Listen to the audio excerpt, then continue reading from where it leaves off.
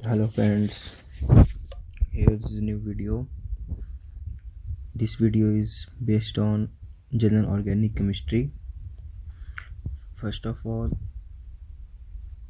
any chemical reaction is take place whenever any bond is break and that bond react with another member. So first of all we discuss about bond break. First of all, there are two types of breaking in organic chemistry. Number one is homolytic cleavage or breaking, and second one is heterolytic cleavage.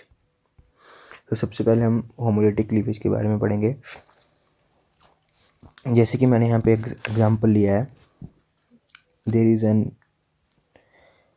Organic reaction, chemical reaction, इसमें कि homolytic cleavage हो रही है। First of all मैं आपको बताऊंगा कि एक बॉन्ड कैसे बनता है। जब किसी एक एटम का, मान लो ए एटम है, उसका कोई एक इलेक्ट्रॉन है, वो दूसरे एटम के इलेक्ट्रॉन के साथ बॉन्डिंग बनाएगा, तब जो है वो एक बॉन्ड बनता है। सो होमोलिटिक क्लीवेज में ऐसा होता है कि जब ये बॉन्ड ब्रेक होगा तो ये जो एक इलेक्ट्रॉन है ये एक एटम के पास चल जाएगा और जो दूसरा इलेक्ट्रॉन है वो दूसरे एटम के पास चला जाएगा। सो इससे क्या होगा कि हमारे पास फ्री रेडिकल्स बनेंगे। जैसे कि इस रिएक्शन में देख लो आप, RC, R' R', ये बॉन्ड, ये कोई Y अनदर एलिमेंट है। जब इसकी क्लीवेज होगी तो ये इलेक्ट्रॉन है ये कार्बन के ऊपर चल जाएगा और ये इलेक्ट्रॉन है ये अनदर Y एलिमेंट के ऊपर चल जाएगा। सो कार्बन के ऊपर एक रेडिकल आ जाएगा प्लस Y के ऊपर एक रेडिकल आ जाएगा। सो होमोलिटिक क्लीवेज जहाँ पे भी होगी वो रेडिकल बनाएगा। सो ऑर्गेनिक केमिस्ट्री के अंदर कार्बन की प्रेजेंस तो रहेगी, क्योंकि बिना कार्बन के ऑर्गेनिक रिएक्शन पॉसिबल तो है नहीं।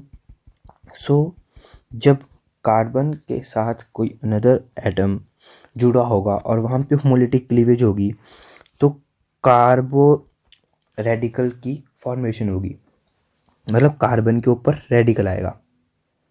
सो होमोलिटिक क्लीवेज से हमारे पास कार्ब रेडिकल मिलेंगे हमें, मतलब formation of carb radical is only possible by homolytic cleavage. अब हम सेकेंड टाइप के ऊपर आते हैं, हेटेरोलिटिक क्लीवेज के ऊपर आते हैं। सो हेटेरोलिटिक क्लीवेज दो टाइप का होता है, नंबर 1, नंबर 2। अब हेटेरोलिटिक क्लीवेज में ऐसा होगा कि कोई ए एटम है, इसका एक इलेक्ट्रॉन है, कोई बी एटम है, इसका एक इलेक्ट्रॉन है। या तो ए एटम किसी अनदर रिएक्शन के साथ कंबाइन हो जाएगा, या तो बी एटम किसी अनदर रिएक्शन के साथ कंबाइन हो जाएगा। सो पॉसिबिलिटी हमारे पास दो बन जाती हैं, ए डॉट यहाँ पे सेकंड बी। तो या तो ये जो दोनों के दोनों इलेक्ट्रॉन हैं ये बी एटम ले जाए, ठीक है, या तो ये जो दोनों के दोनों इलेक्ट्रॉन हैं ये ए एटम ले जाए। अब रीज़न इसमें क्या है, जब कभी भी यहाँ पे जो ये एक्स ग्रुप लगाया है ये कार्बन से ज़्यादा इलेक्ट्रोनेगेटिव होगा। फिर से सुन लीजिए, जब कभी भी जो है वो बी एटम मोर इलेक्ट्रोनेगेटिव होगा तो वो दोनों के दोनों इलेक्ट्रॉन अपने ऊपर लेके नेगेटिव चार्ज गेन करके दूसरे के ऊपर पॉजिटिव चार्ज आ जाएगा। ठीक है, बात समझ गए सारे। तो अब मैं कार्बन का एग्जांपल लेवाऊंगा क्योंकि हम ऑर्गेनिक केमिस्ट्री पढ़ रहे हैं, जनरल ऑर्गेनिक केमिस्ट्री GOC। तो जब कोई more electronegative atom then carbon is attach to carbon chain and cleavage is done. So जो एटम है ज़्यादा इलेक्ट्रोनेगेटिव कार्बन से, वो दोनों के दोनों इलेक्ट्रॉन अपने पास लेके नेगेटिव चार्ज बना अपने ऊपर ले जाएगा और कार्बन के ऊपर पॉजिटिव चार्ज आएगा, जो कि फॉर्मेशन होगी कार्बोकेटाइन की। मेरी बात सुन लीजिए, कार्बोकेटाइन जो बनेगा वो हेटेरोलिटिक क्लीवेज से बनेगा, और हेटेरोलिटिक क्लीवेज से भी तब बनेगा जब कार्बन से ज़्यादा इलेक्ट्रोनेगेटिव एटम जो है वो उसके साथ अटैच होगा। बात समझ गए सारे। So this is the formation of carbocation by heterolytic cleavage of carbon chain. अब हम सेकंड देखेंगे कि अगर कार्बन से कम इलेक्ट्रोनेगेटिव एटम होगा तो उस केस में, जैसे ये कार्बन है, इस साथ कोई भी ए एटम लगा है, अगर ये ए एटम कार्बन से कम इलेक्ट्रोनेगेटिव है, लेस इलेक्ट्रोनेगेटिव, तो ये जो दोनों इलेक्ट्रॉन है ये कार्बन के ऊपर आ जाएंगे, मतलब कार्बन दोनों के दोनों इलेक्ट्रॉन अपने पास खींच लेगा। ये आपको समझना पड़ेगा, यहाँ पे कॉन्सेप्ट है कि अगर इलेक्ट्रोनेगेटिव कार्बन से कम है तो कार्बन दोनों के दोनों इलेक्ट्रॉन अपने पास ले लेगा, और this is the formation of कार्बो anion. Negative charge आने की वजह से ये कार्बो एनायन बन जाएगा। सो हेटेरोलिटिक क्लीवेज से दो पॉसिबिलिटीज हैं, कार्बो कैटायन और कार्बो एनायन। लेकिन होमोलिटिक क्लीवेज से सिर्फ एक ही पॉसिबिलिटी है, वो है फ्री रेडिकल और कार्ब रेडिकल। कार्ब रेडिकल, अब जो फ्री रेडिकल फॉर्मेशन है वो in the presence of sunlight ही होगी। जो मैक्सिमम रिएक्शंस हैं वो in the presence of sunlight ही होंगी। लेकिन जो कार्बोकटाइन और कार्बो एनायन फॉर्मेशन है, इसके बहुत एग्जाम्पल्स हैं, बहुत से एग्जाम्पल्स आपको देखने को मिलेंगे। ये जो है इंटरमीडिएट्स हैं, ये जो फ्री रेडिकल है, कार्बोकटाइन है, कार्बो एनायन है, ये सभी रिएक्शन के इंटरमीडिएट्स हैं। ठीक है, फिर ये बाद में रिएक्ट करके जो है वो हमें प्रोडक्ट देंगी। सो अब हम चलते हैं कि 1 degree 2 degree 3 degree कार्बोकटाइन, कार्बो anion and carb radical क्या क्या होते हैं। अब हम देखेंगे कि 1 डिग्री 2 डिग्री 3 डिग्री जो कार्ब रेडिकल हैं वो क्या क्या होते हैं। सो फर्स्ट ऑफ ऑल हम पढ़ेंगे कार्बोकैटायन। जब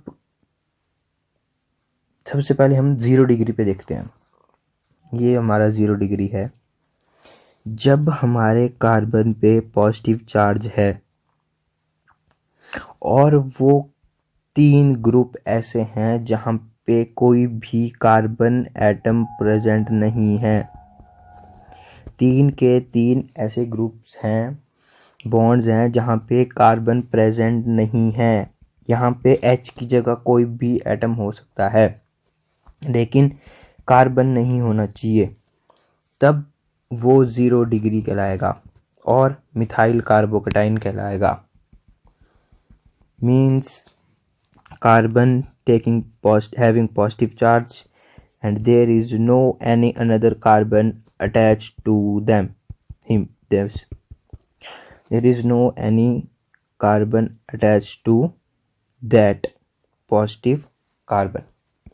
उसको बोलेंगे 0 डिग्री कार्बोकैटायन। लेकिन ये कार्बोकैटायन है, C पॉजिटिव है, इसके साथ एक कार्बन है, दो कोई ए और बी एटम प्रेजेंट हैं एक्सेप्ट कार्बन, वो 1 डिग्री होगा। अगर यहाँ पे एक किसी एक जगह एक और कार्बन है, यहाँ पे ए प्रेजेंट है, तो वो 2 डिग्री प्रेजेंट, वो 2 डिग्री कार्बोकेटाइन है। अगर यहाँ पे एक और कार्बन है, इसके साथ चाहे कुछ मर्जी लगा है, वो अलग बात है, तो वो 3 डिग्री कार्बोकेटाइन है। ये एग्जांपल दिए हैं मैंने 1 डिग्री, 2 डिग्री, 3 डिग्री, ये 0 डिग्री। सो आई होप आपको समझ आया होगा। अब हम देखेंगे कार्बो अनाइन और कार्ब रेडिकल।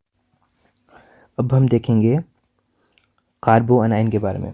तो सबसे पहले 0 डिग्री कार्बो अनाइन। कार्बो अनाइन मतलब कार्बन हैविंग नेगेटिव चार्ज।